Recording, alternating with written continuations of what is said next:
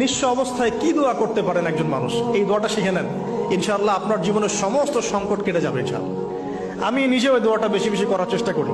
দোয়াটা হচ্ছে, মুসা আলাইহিস সালাম একটা গাছের নিচে হেলান দিয়ে বসলেন, বসে দেখলেন দুইজন মেয়ে দাঁড়িয়ে আছে দূরে, পানি নিতে পারছে না, লোকজন পানি নিয়ে যাচ্ছে, ওরা দাঁড়িয়ে আছে বেচারি। মুসা আলাইহিস সালাম গিয়ে বললেন, কি সমস্যা আপনাদের? এটা নিয়ে আপনারা আবার মেয়েদের সাথে কথা বলার চেষ্টা করেন, ঠিক আছে? তো মাহারাম গায়রা মাহারাম মেনে চলে। তারা বললেন যে আমাদের বাবা অনেক বৃদ্ধ মানুষ, আমরা পানি নিতে পারি না যতক্ষণ না আমাদের কম পানি নিয়ে চলে যায়। মুসা আলাইহিস সালাম তখন একটু বললাম না, ফিজিক্যালি খুব স্ট্রং ছিলেন, থাকে না বডি বিল্ডার, সামনে গিয়ে কথা বলে সরো পানি নিতে দাও, তখন মানুষ একটু মূল্যায়ন করে না।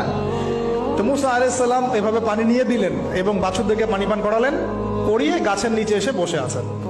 বসে বসে তিনি দোয়া করছেন, এই যে দোয়াটা তিনি দোয়া করছেন, রব্বি, একটা নেক কাজ করলেন, নেক কাজ করলেন না, মানুষের উপকার করলেন, নেক কাজ করে এসে গাছের নিচে বসে দোয়া করছেন, আল্লাহ এখানে তো আমার খাবার পানি বাসস্থান কিছুই নাই, আমি কি করব?